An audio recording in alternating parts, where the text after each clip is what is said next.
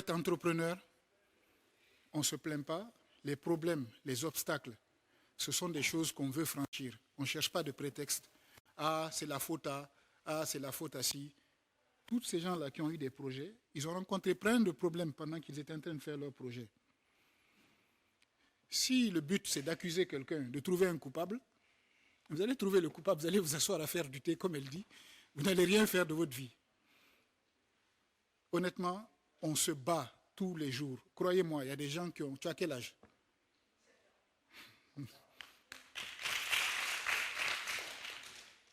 Il y a des gens qui ont 35 ans, 40 ans, qui n'ont pas compris ça. Et qui souffrent parce qu'ils n'ont pas compris ça. Donc honnêtement, félicitations. Et s'il vous plaît, écoutez ce qu'elle vient de dire. Parce que, entrepreneur ou pas, dans la vie, c'est ça. Honnêtement. J'allais parler de ça, hein, de cette mentalité de l'entrepreneur, pour qui les obstacles ne sont pas un problème.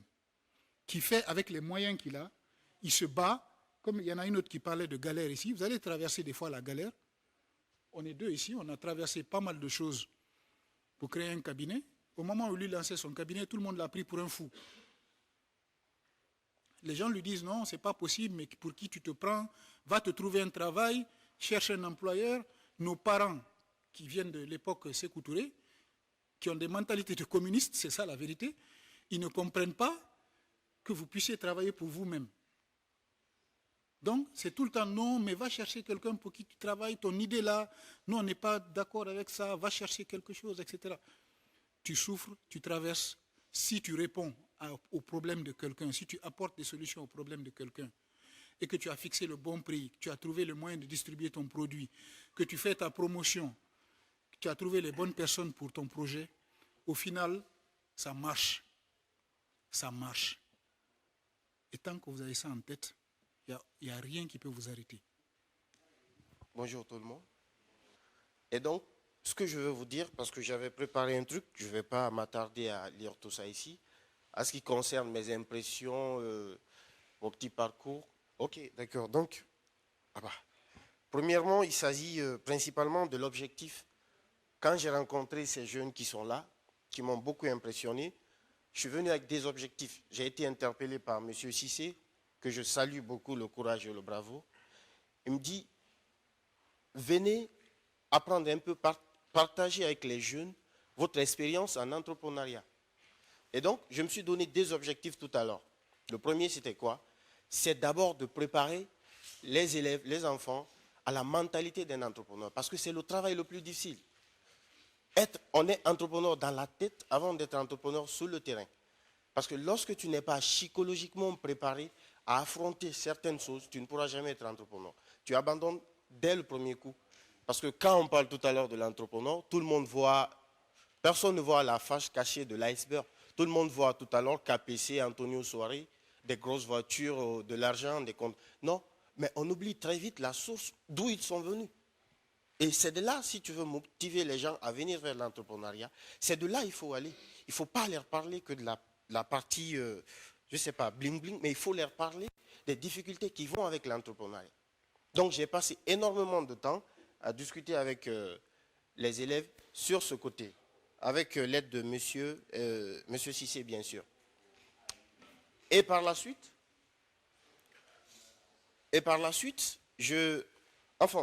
les enfants, quand je me suis rassuré qu'ils ont compris qu'être entrepreneur, parce que souvent je quittais des rendez-vous en ville, je suis le gérant principal, je dirige une équipe aujourd'hui de 12 personnes. J'ai encadré au départ 2 coopératives de transformation. Mon business model, c'est quoi? Moi, j'encadre des unités de transformation des produits locaux à l'intérieur du pays. Je les équipe, je récupère leur production, je conditionne dans des emballages appropriés, je commercialise sur le marché local et sur le marché international. C'est ça le business model que j'ai. Et donc, je n'ai souvent en retard et tout ça. Je livre moi-même, je suis livreur, je suis comptable, je suis tout à la fois. Et donc, si je n'avais pas cette prédisposition déjà dans la tête, que quand on est entrepreneur, c'est à toi de développer ton business, je resterai assis au bureau sous la climatisation, à attendre que les gens fassent tout à ma place. Mais ce que j'ai de plus précieux, c'est l'équipe qui me suit. Parce que tenez-vous bien, je ne les ai pas payés pendant 7 mois, ils sont avec moi. Pourquoi? Parce que je leur ai donné l'impression que quand on est avec un entrepreneur, ce n'est pas le profit immédiat qui compte. Venant en vous, ce n'est pas maintenant qu'il faut gagner. Quand tu es dans l'entrepreneuriat, tu dois être prêt à travailler pendant 5 ans au moins sans rien gagner. Posez-vous cette question. Tu dis, est-ce que je suis prêt à travailler 5 ans d'arrache-pied, n'écouter personne, parce que même tes propres parents sont des obstacles, ok? C'est pourquoi j'ai apprécié tout à l'heure quand monsieur de l'intellect a dit quelque chose, ça m'a fait sourire parce que je me suis rappelé de ma propre maman qui a toujours voulu, dès que j'ai fini l'université, j'ai eu une offre tout à l'heure au ministère, à la Direction nationale des impôts, que j'ai déclinée. Ça m'a valu 2 mois en fait, de conflit avec ma propre maman parce que j'ai refusé d'aller travailler aux impôts. Ouais. Donc du coup, c'était déjà une prédisposition mentale. Et donc, je travaille aujourd'hui, tout ce que je gagne, je le réinvestis. Je ne suis pas avec une institution financière, je ne suis pas avec une microfinance, parce que je veux bâtir d'abord une base très solide avant de me tourner vers une institution pour demander, contracter un prêt. Il y a Crédit Cash, Cofina qui viennent aujourd'hui chez nous pour nous proposer des prêts. Si tu es tout à l'heure quelqu'un qui est un arriviste, qui veut aller très vite, sans savoir où tu mets les pieds, tu sautes et puis après, c'est des problèmes. Et donc, moi je vous invite tous ceux qui sont là, si vous voulez vraiment devenir entrepreneur, je ne suis pas, j'ai qu'une licence en économie d'entreprise, donc je ne suis pas habilité à donner des conseils au fond, tellement au fond, parce que je ne suis pas à l'étude ailleurs, c'est vrai, mais en tant que praticien, quelqu'un qui est sur le terrain, en Guinée, qui a une certaine expérience dans la sous-région, en Côte d'Ivoire, comment dire, et au Burkina Faso, qui sont déjà très avancés dans l'entrepreneuriat. Mettez dans la tête que vous ne pouvez pas travailler tout de suite et gagner tout de suite. Mais si vous acceptez de travailler pendant des années, sans pour avoir pour objectif de gagner de l'argent immédiat, croyez-moi, vous allez réussir. Parce qu'il y a tellement d'opportunités en Guinée. Même si tu décides aujourd'hui de vendre ne serait-ce que des plastiques là, tu peux en faire un business viable, très rentable. Il suffit juste de réfléchir un peu et de se mettre à l'action. Donc, deuxièmement, c'est pas long, c'est très court, hein, c'est très court ce que je veux dire. Donc, je disais tout à l'heure que mon objectif, au départ, c'était de faire comprendre aux jeunes, n'est-ce pas, ce qui doit leur attendre quand ils veulent être dans l'entrepreneuriat. Et deuxièmement, c'était effectivement de les préparer à la compétition. Et malheureusement, ça coïncidait à mon déplacement. On n'a pas pu aller très au fond dans l'élaboration du plan d'affaires et tout ça. Et avec la bienveillance de M. Cissé, qui les a tenus, ils sont tout de même allés jusqu'au bout de la compétition. Et donc, ce que je voudrais dire aussi, c'est par rapport à... J'aurais souhaité que M. Doumbouya, M. Magasuba, oui, j'aurais souhaité, parce que ça, c'est un message qui va... Je sais qu'il le sait déjà, mais je veux le réitérer. C'est quoi? C'est que, moi, par exemple, quand je suis revenu, j'ai invité les élèves à passer au bureau pour essayer de voir un peu l'expérience, parce que nous sommes une PME de toute petite échelle. Mais quand tu viens chez nous, ce n'est pas que je suis en train de lancer, mais je m'efforce vraiment à instaurer un professionnalisme vraiment très bien établi au sein de nos structures. Donc j'ai invité les élèves à ce qu'ils viennent voir comment ça fonctionne. Il n'y a que des jeunes, il n'y a pas de vieux, il n'y a personne qui a 26 ans chez nous. Okay? Donc ils voient comment ça se passe, comment les services sont organisés, tout ça. Et donc, ça, c'est de la pratique. Donc, ils sont plus susceptibles d'être... Ils sont en contact direct avec le réel. Okay? Souvent, c'est très efficace. Donc, du coup, j'aimerais souvent vous inviter, en tant que jeune entrepreneur, comme l'a dit Monsieur le Président tout à l'heure, d'aller vers les entreprises. Parce que quand on dit ici, stage au préalable, les gens se mettent dans la tête tout à l'heure. Quand je finis le stage, il faut qu'on m'embauche. Et quand on m'embauche, je dois être payé. Et il y en a même qui refusent des stages parce que ces stages ne sont pas rémunérés. Alors, l'objectif premier d'un stage, c'est quoi? C'est de venir savoir comment ça se passe. Donc, en tant que jeune, allez tout à l'heure, entrepreneur, ça n'a rien à voir avec les diplômes. Okay? Il y a des gens qui ont des masters, des amis qui ont des masters aujourd'hui qui n'ont pas de travail. Okay? Donc, allez vers les entreprises, en tant que jeune, allez les voir, demandez, posez des questions et outillez-vous vous-même. Parce que personne ne va vous enseigner comment être un entrepreneur. Ça, je vous le dis aujourd'hui. Personne, je vous le dis, personne ne va vous enseigner. C'est vous-même qui allez vous construire progressivement afin de devenir un entrepreneur. Je vous l'ai dit, non? Voilà. Et donc, si vous avez déjà cette prédisposition mentale, à savoir que vous êtes le propre sculpteur de votre vie entrepreneuriat, vous avez 95% de chances de réussir, c'est clair. Et donc, je crois, pour terminer, je voudrais faire une seule recommandation. Aujourd'hui, les différentes équipes qui sont là, qui viennent des différentes écoles, vous avez eu une chance que les autres n'ont pas. Ok? Vous avez fait le premier pas. Comme l'a dit tout à l'heure monsieur Magasuba. Voilà, il a dit tout à l'heure. En fait, quand on vous parle d'entrepreneuriat, vous ne sursautez pas. Parce que vous savez déjà c'est quoi un entrepreneur. Donc, du coup, vous devez déjà explorer cet acquis majeur que les autres n'ont pas. Ok? En quoi faisant? En essayant d'être le plus près possible en contact de l'entrepreneuriat. Dès que tu t'éloignes, vous êtes à un niveau tout à l'heure que...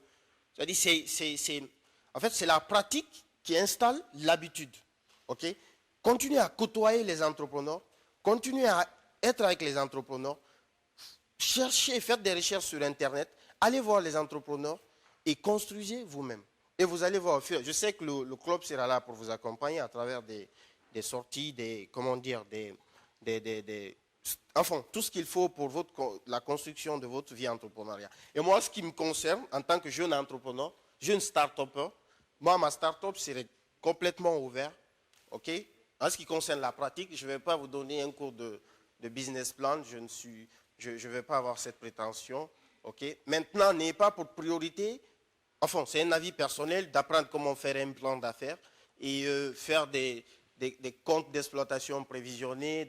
Non, je pense que maintenant, c'est de vous former d'abord, d'avoir cette carrure d'entrepreneur, ces atouts d'entrepreneur mentalement. Donc, arrivé là, je pense que je ne vais pas vouloir monopoliser tellement la parole. J'ai voulu ajouter ce petit mot. Merci.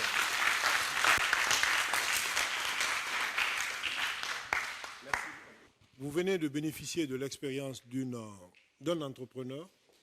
Donc, on ne dira pas assez les conseils que l'on a donnés, à savoir, dès votre jeune âge, intéressez-vous, approfondissez tout ce que vous avez commencé.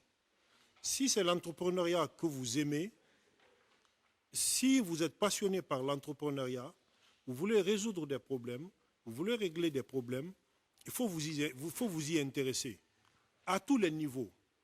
Je le répète tout à l'heure, allez visiter des entreprises, contactez des entrepreneurs. Je vous le dis, il n'y a rien de plus facile, il n'y a rien de plus simple. Surtout, profitez du fait que vous êtes jeune. Si vous êtes jeune, vous allez vous frapper à un bureau. Le plus gros entrepreneur en Guinée, il sera gêné de dire non, je ne veux pas recevoir la petite là ou je ne veux pas recevoir le petit là. Allez discuter avec les gens, partagez l'expérience des gens. Surtout, vous qui vous préparez à l'entrepreneuriat, partagez avec les gens leurs difficultés, ce par quoi ils sont passés. Vous tous, vous avez compris, certains d'entre vous l'ont répété, on va tomber plusieurs fois, on va se relever plusieurs fois. Le plus souvent, quand vous êtes entrepreneur, quand vous commencez, vous n'êtes pas dans une entreprise, donc vous n'avez peut-être pas une couverture maladie. Donc si vous tombez malade, c'est vous qui allez vous soigner. Vous n'allez peut-être pas avoir la dépense pendant des années. Vous allez peut-être entreprendre toute votre vie et vous allez mourir pauvre. Peut-être pour que vos enfants profitent de cette entreprise ou pour que les générations d'après profitent de cette entreprise. Ou vous allez vous battre pendant longtemps pour votre entreprise, jusqu'à la cinquantaine, à la soixantaine, et ça commence à marcher. En ce moment, vous aspirez à la retraite, au repos. Mais vous aurez été utile. Si vous êtes un médecin, vous avez soigné des gens. Si vous êtes un formateur, vous avez formé des milliers de personnes. Si vous vous occupez de l'insalubrité, vous avez nettoyé la ville. Si, comme le projet qui a été monté, vous transformez des produits pour qu'ils soient consommables, pour qu'ils soient plus hygiéniques, vous avez évité, il a cité le nombre de morts par an par rapport à l'insalubrité, vous aurez sauvé des milliers de vies. C'est ça un entrepreneur. Vous vous donnez un objectif, vous identifiez un problème, vous réglez le problème.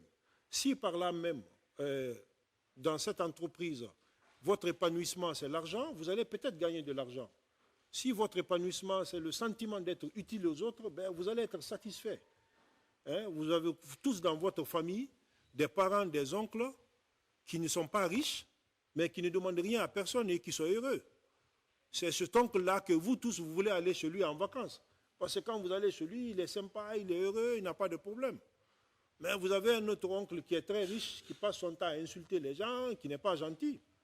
Donc, l'essentiel, c'est vous accomplir votre vie, penser très tôt à ce que vous souhaitez, vous battre pour ça et aller jusqu'au bout. Maintenant, je pense qu'on va commencer à arrêter, donner les propos liminaires, les propos de fin. Maintenant, vous, ce que je vais vous demander, c'est directement, vous présentez le lycée directement, vous nous dites votre projet. Et puis bon, ceux qui veulent s'exprimer, c'est pas grave, vous allez vous exprimer tous. Et il y a un autre élément que je vais vous dire. Ça, c'est très important parce que, en tant qu'entrepreneur, le travail que l'on fait, il faut travailler sur la visibilité de son travail. Aujourd'hui, on est venu ici toute la journée, on a travaillé, on a discuté, on a échangé. On va vous donner les différentes plateformes sur lesquelles on va mettre ces vidéos-là. Il faut aller sur l'ensemble de ces plateformes, vous allez vous abonner et tous les jours, vous allez partager et commenter et liker. C'est très, très important. Pourquoi? D'abord, vous avez fait un travail. La plupart d'entre vous, vous avez travaillé pendant des mois. Pendant des mois. Vous avez appris quelque chose. Ce que vous avez appris, vous devez le faire savoir. Et je vous le dis, les projets que vous avez montés, ce sont des projets viables. Aujourd'hui, ce pourquoi on essaie de se battre aujourd'hui, c'est de faire qu'en sorte, par exemple, tous les projets que vous avez montés, ce n'est pas beaucoup, qu'on essaye de monter des phases pilotes de ces projets-là. C'est-à-dire qu'on trouve de l'argent, ceux qui ont fait les toilettes publiques, qu'on en fasse un, qu'on expérimente. Vous allez expérimenter, vous allez poser les toilettes quelque part, vous allez voir le nombre de personnes qui passent, vous allez voir est-ce que vous pouvez faire payer la prestation, est-ce que la prestation peut être prise en charge par une mairie, par une commune. Ceux qui ont fait les produits à sécher, on va trouver un peu d'argent pour essayer de produire, de voir ce que ça donne.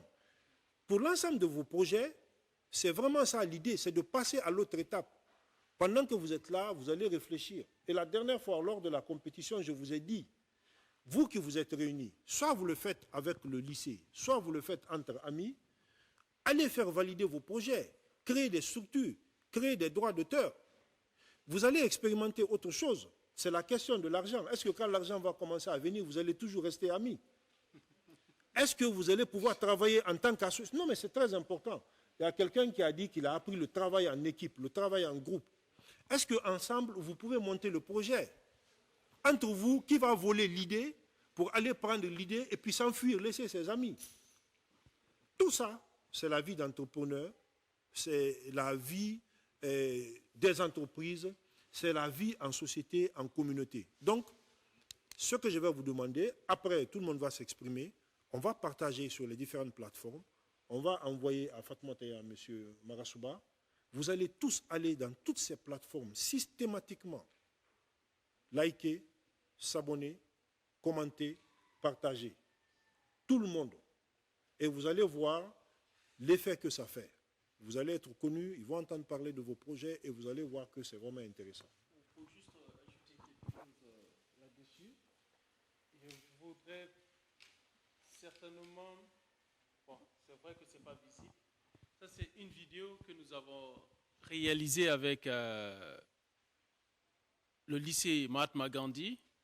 Une vidéo que nous avons publiée sur le net, mais qui a été reprise par notre partenaire Pierre et qui a été projetée dans un lycée aux États-Unis.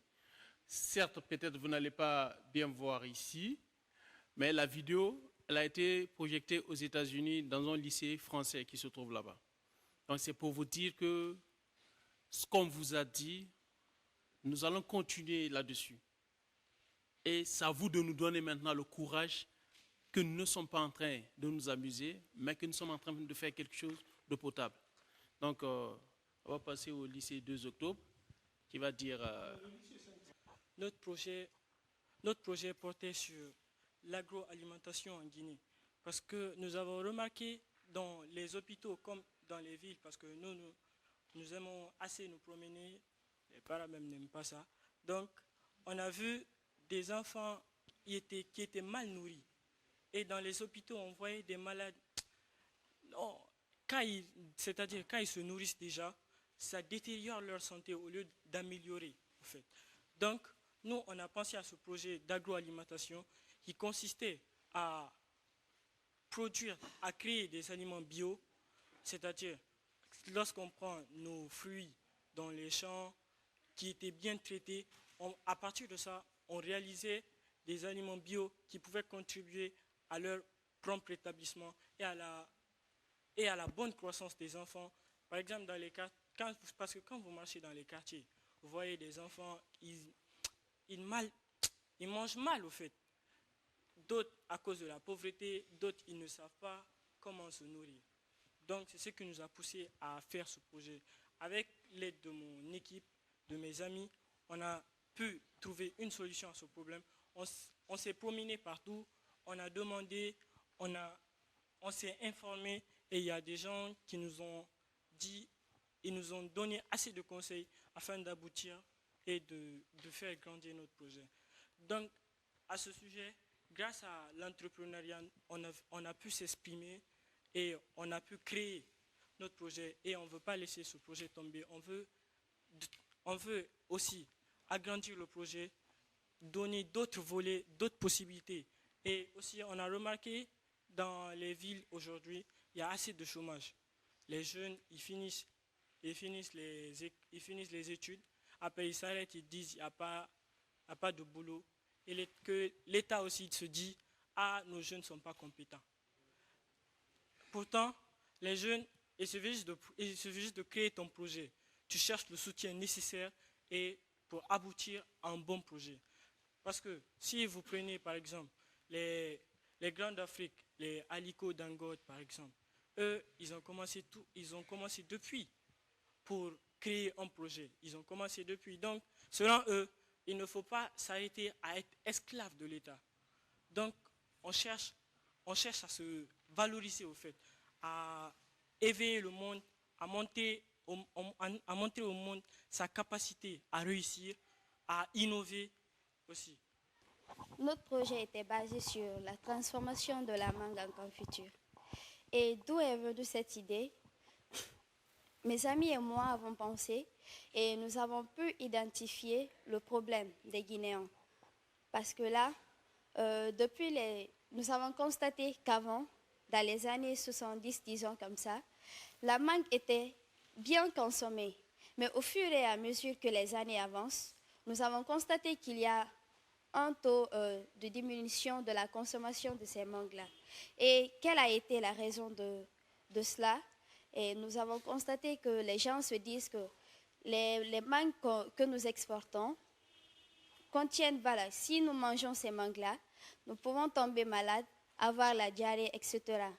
Donc, qu'est-ce que nous avons pensé? Si on prenait ces mangues-là, on les conservait nous-mêmes dans notre pays et on arrivait à les transformer en confiture, je pense que là, même dans le mois de décembre, on pourra consommer la mangue. Parce que si nous prenons la Guinée en entier, la terre est très fertile. Donc, sur ce, nous avons pensé. Si nous partons, par exemple, vers les Kindia, même dans mon village, à l'Abbé, c'est la même chose. Même si tu pars dans une concession, nous allons remarquer qu'il y a au moins 2 manguiers ou 3 manguiers. Mais actuellement, si nous prenons les 100%, il y a 40% de consommation et tous les 60%, ce sont des mangues pourries et qui, genre, ce n'est pas entretenu. Donc, si nous prenons la peine de conserver nos mangues et de manger cela, je pense que ça peut faire l'affaire. Donc, c'est pourquoi nous avons pensé à mettre en place, de transformer ces mangues en confiture et voilà, de les manger même dans le mois de décembre. Et moi,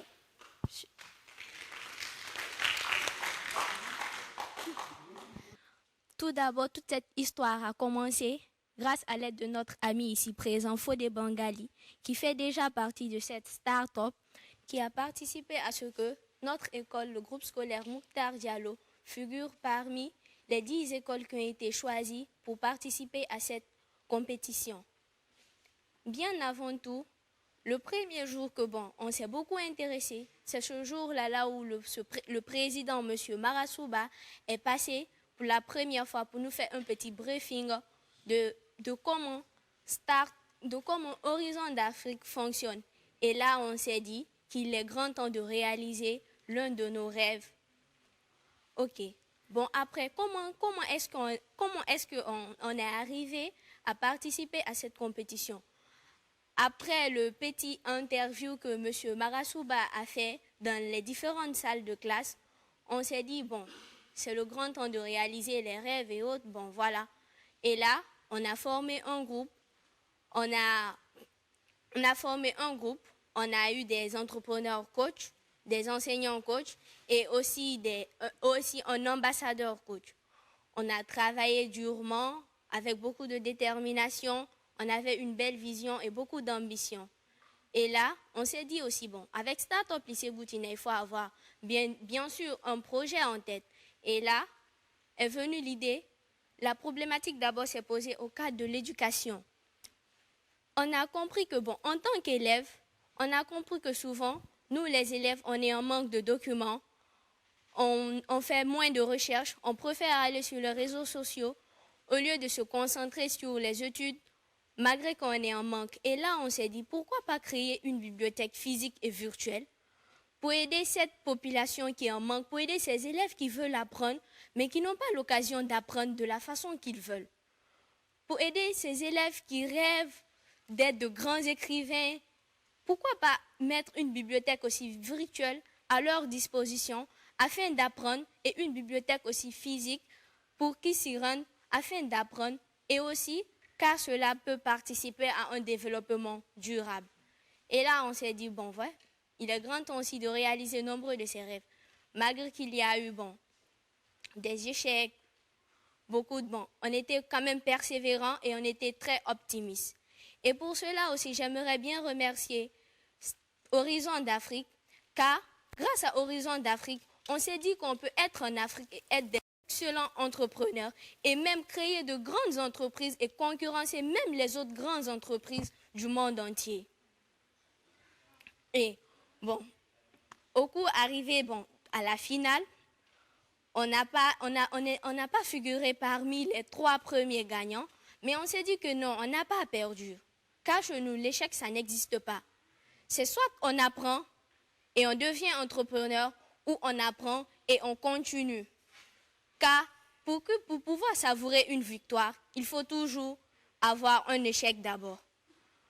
Et bon, je remercie encore de plus M. Marasouba ici présent, grâce à ces mots qui nous poussent encore à être des élèves encore plus persévérants, optimistes, pour avoir une détermination afin de participer à un développement durable pour notre pays. Et j'aimerais bien encore remercier Horizon d'Afrique. Je vous remercie.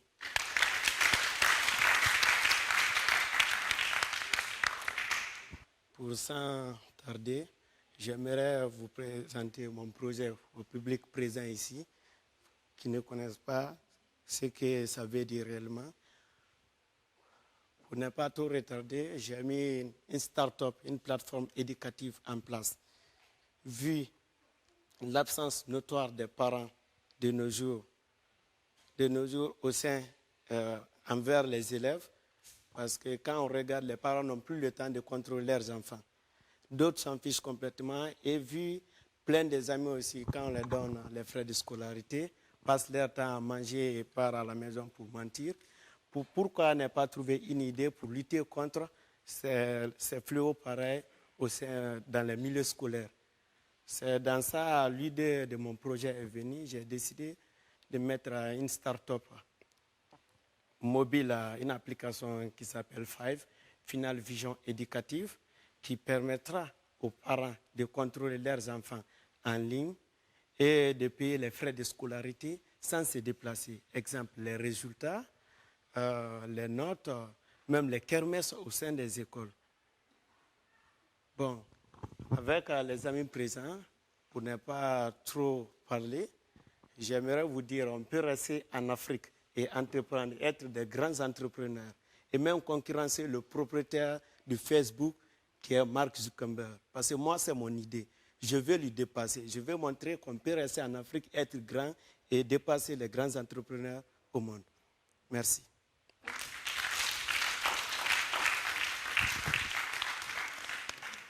Notre ONG évolue beaucoup plus dans le domaine de l'agriculture, de l'élevage, aussi de la formation. Principalement, j'ai commencé à entreprendre lorsque je faisais la 7e année. Et cela m'a permis, c'est-à-dire de permettre et d'accompagner mes parents pour payer ma scolarité, ainsi de suite. Et j'ai commencé par faire l'électricité. Je n'ai pas appris ça à l'université. J'ai commencé à faire avec un maître électricien parce que j'ai aimé ce boulot. Et très tôt, dès très longtemps, j'ai aimé aussi entreprendre. Mais durant la phase de cette expérience que j'ai vécue, j'ai compris sincèrement qu'il y a 3 types de personnes dans ce monde. Il y a généralement les personnes qui restent dans leur chambre, chez eux, à amputer le monde entier et à leur faire porter le chapeau de ce qu'ils sont. La deuxième vague de personnes, ce sont ceux qui se contentent uniquement de leur salaire au travail. Mais je vais chercher un travail, je vais me contenter de ce salaire-là et ça me suffit.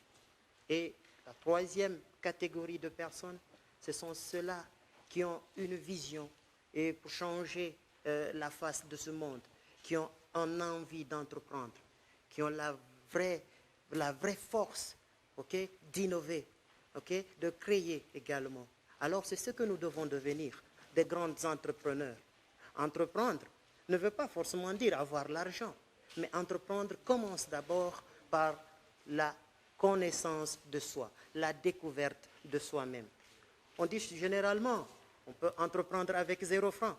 Oui, on peut dire oui, c'est vrai, mais on peut entreprendre avec 0 francs du moment où on connaît qui sommes-nous et de quoi sommes-nous capables de faire sans l'accompagnement d'une autre personne.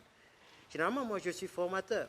J'ai compris très tôt que j'avais l'esprit de communiquer en public. Et également, j'ai la faculté de comprendre les choses de façon rapide. Alors, je me suis dit qu'en mettant cette compétence au service des autres, je pourrais en gagner quoi? Quelque chose qui me permettra de réaliser mon rêve, celui de devenir un grand entrepreneur agricole. Alors, qu'est-ce que je vais dire aux élèves, aux lycéens ici présents? Du fait que déjà, d'abord, je vais remercier l'initiative de HDA, Horizon d'Afrique, qui a initié cela, parce que déjà, avant, il n'existait pas, ça n'existait pas en Guinée, et ils ont fait venir cette initiative, et ils ont réveillé le potentiel qui somnolait dans les âmes de ceux qui voulaient réussir dans leur vie. Donc ça, c'est quelque chose à saluer et vraiment à féliciter. Et ce que je pourrais ajouter, ça ne sera qu'un amendement, parce que déjà cela a été dit, un entrepreneur n'est pas celui-là qui a peur des obstacles. En fait, chaque jour, vous allez rencontrer des obstacles. Eh bien, pour soulever aussi un défi, un problème que nous rencontrons ou que nous vivons dans notre nation, il est très essentiel de faire face aux obstacles et de ne pas avoir peur de les franchir. Parce que à chaque fois que vous franchissez un obstacle, cela constitue une expérience pour vous. Et aussi, je pourrais ajouter quelque chose, peut-être qui ne va pas vous plaire, mais il faut que vous soyez des fous. Soyez fous pour créer. Il faut être fou. Il a été fou, il fallait être fou pour que KPC ait l'idée de créer sa grande entreprise. Il fallait aussi être fou pour que Bill Gates abandonne l'université pour se lancer dans son idée de création. Il faut également être fou vraiment pour créer quelque chose que les autres n'ont pas fait. Il faut avoir cette gramme de folie dans votre tête. Alors, chères mesdames et messieurs, chers élèves, ce que je pourrais vous dire, que l'entrepreneuriat est 80% mental et 20% physique. Du moment où vous avez une idée, vous pouvez l'exprimer. Et il y a automatiquement un de vos amis, ou votre père, votre famille qui va dire vraiment c'est infaisable. Oui, c'est infaisable parce qu'ils n'ont pas pensé à cela. Parce qu'ils ont pensé que tout peut se résoudre en travaillant pour les autres. Et du moment où vous avez cette idée-là, vous deviez la concevoir et avoir confiance à cette idée et foncer, avancer encore et encore. Vous serez bousculé. Les obstacles peuvent être vos amis, peut-être votre famille, peut-être même là où vous travaillez, ainsi de suite. Donc, il faudrait foncer et ne jamais abandonner. Voilà la vraie version d'un entrepreneur. Un entrepreneur, c'est celui-là qui a l'esprit positif et qui croit en ses idées et qui a confiance en cela. Et c'est ce qui lui permettra de soulever le plus grand défi au monde. Les entrepreneurs ne sont pas devenus riches à la vitesse de l'éclair. Ils se sont battus encore. Ils ont échoué sur le faux. Je veux dire, ils ont échoué ou ils ont appris. Parce que l'échec, si cela vous a appris quelque chose, alors vous n'êtes pas perdant. Alors, ceux-ci ont échoué et finalement, vous allez les retrouver au sommet. Regardez, qui des travailleurs d'une entreprise est devenu plus riche au monde? En connaissez-vous une personne? La réponse c'est non. Mais regardez, les plus riches au monde, généralement c'est des entrepreneurs. C'est des entrepreneurs qui se sont battus par leurs propres moyens, de par la faiblesse de leurs moyens financiers, ainsi de suite. Mais finalement, ils se sont retrouvés vainqueurs. Alors, c'est ce que je pourrais ajouter à ce niveau. Et je vous remercie très sincèrement. Je remercie également l'initiative de HDA et que la victoire soit avec nous, chers entrepreneurs. Je vous remercie.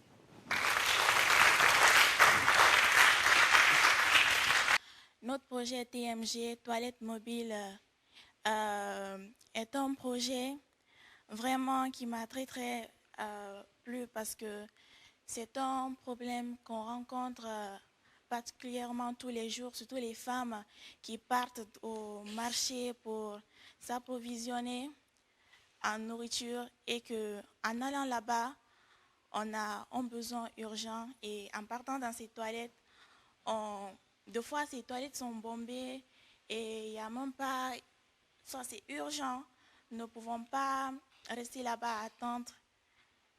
Et quand nous rentrons dans ces toilettes, ils sont dans de mauvais états, il y a des bactéries, c'est nauséabond et c'est à cause de cela que nous avons mis en place ce projet toilette mobile pour pouvoir être utile en premier lieu pour notre pays, pour les habitants et aussi pour la femme qui est en premier lieu vraiment à découvert sur ces problèmes de toilettes. Parce qu'en allant dans ces toilettes, nous pouvons contracter des maladies, des infections et c'est vraiment pas bon pour la santé. Et c'est à cause de l'hygiène que nous avons mis en place la toilette mobile TMG pour la toilette mobile pour vraiment être propre et avoir des toilettes partout dans des lieux vraiment au bon moment et au bon endroit parce que qui n'a jamais été confronté à ce genre de situation quand on est pressé, quand on est dans des lieux de travail ou même pendant des lieux de loisirs. C'est vraiment pour cette raison que nous avons mis en place la toilette mobile et que nous sommes vraiment là prêts s'il y avait des personnes qui pourraient nous donner un coup de main pour des problèmes financiers. Nous sommes là prêts aujourd'hui et je ne sais pas combien de temps, mais quand même nous sommes là prêts pour réaliser ce projet qui est vraiment très important pour la communauté et pour la Guinée au fait. C'est pour cette raison que nous avons présenté la toilette mobile. Je vous remercie. Vous savez que nos produits locaux qui se trouvent sur notre terre ne sont pas valorisés. On n'accorde pas assez d'importance à ce que nous avons. Et nous préférons tout de suite ce qui quitte Bamako que ce qui est produit à Conakry ici. Voilà un peu le cadre que nous avons choisi pour qu'on puisse valoriser les produits qui se trouvent chez nous, valoriser ce que nous avons, consommer ce que nous avons. D'ailleurs, on avait pour slogan « manger sain, manger local ». Donc, c'était juste un peu ça. Et puis, aussi, il faut signaler quelque chose. L'esprit d'entrepreneuriat, quand moi je vous dis, à mois de janvier 2019, je ne savais pas ce qu'on appelait l'entrepreneuriat. Je suis parti voir un frère, lui c'est un laborantin, je suis venu lui voir, j'ai dit, mais moi j'entends parler de l'entrepreneuriat, est-ce que vous pouvez m'expliquer un peu? Écoutez ce qu'il m'a dit. Bon, c'est le travail des gens qui ont cherché d'emploi fatigués, qui n'ont pas eu. Ils ne veulent pas être appelés sommaires. Donc, ils préfèrent s'appeler entrepreneurs. Donc, c'est le travail des gens là. Il ne faut pas intégrer dedans. Tu ne vas rien avoir, surtout en Guinée. Je lui ai dit, OK. Mais juste après, à l'école, on me parle d'entrepreneuriat. Je suis venu lui voir encore. J'ai dit, je dois assister à un programme d'entrepreneuriat. Il dit, avec ton histoire d'entrepreneuriat, qu'est-ce que vous voulez faire? Je lui ai parlé de notre projet. Il me prenait pour un fou.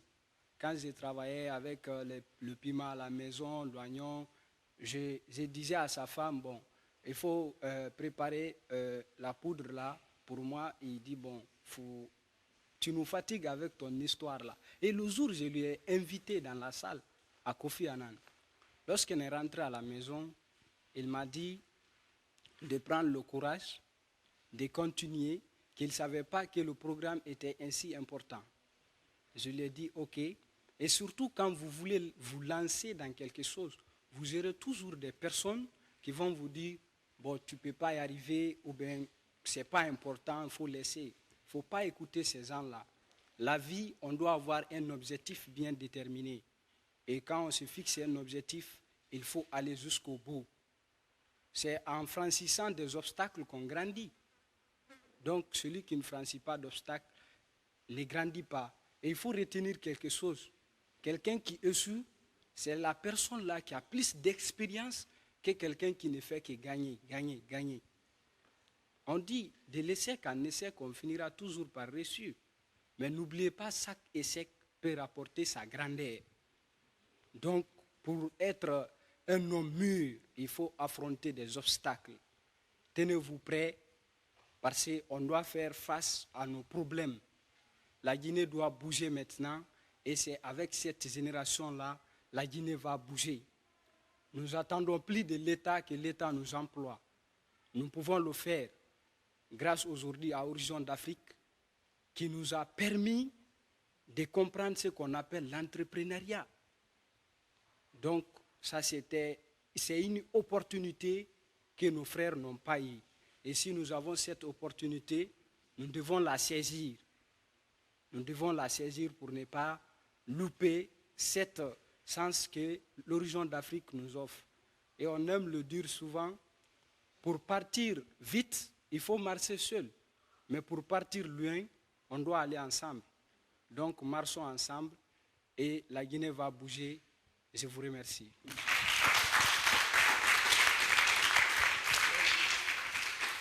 Je vous remercie tous. Nous avons tous compris en fait les objectifs qui étaient assignés à cette réunion, à savoir revenir sur cette expérience que vous avez vécue, comprendre le travail de l'ONG Horizon d'Afrique et voir dans quelle mesure le cabinet Intelac pouvait vous aider. Je pense que ces objectifs ont été atteints. Je vais passer la parole maintenant à M. Magasuba et à M. Somparé pour donner le dernier mot. Mais on va se retrouver. Les différents projets que vous avez, il faut continuer à travailler sur les projets. Il était prévu de faire des vidéos sur chaque école. On le fera au fur et à mesure. Vous allez, dans un autre environnement, présenter vos projets et vous allez voir que ça aura un impact réel. Je ne vais pas parler longtemps, je vais remercier tout le monde. Je vais dire que je suis très content de rencontrer des jeunes comme vous.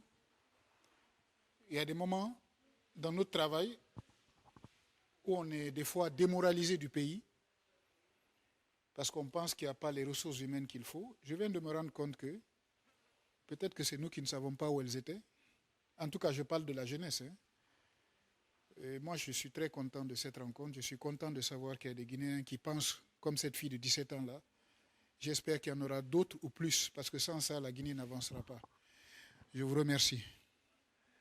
Et je vais commencer par remercier le cabinet Intelact Consulting pour cette opportunité offerte, pour qu'on puisse aller encore plus loin dans notre aventure. Mais je tiens vraiment à remercier les enseignants coachs, les ambassadeurs coachs et les entrepreneurs coachs. Parce que sans eux, ce programme n'allait pas aboutir à l'objectif qu'on s'était fixé. C'est vrai qu'on a mis en place le programme, les élèves se sont impliqués, mais sans ces coachs-là autour de ces élèves, on n'allait rien avoir comme résultat. Donc une fois de plus, je vous dis merci, 1000 fois merci, et j'aimerais bien qu'on les applaudisse, s'il vous plaît.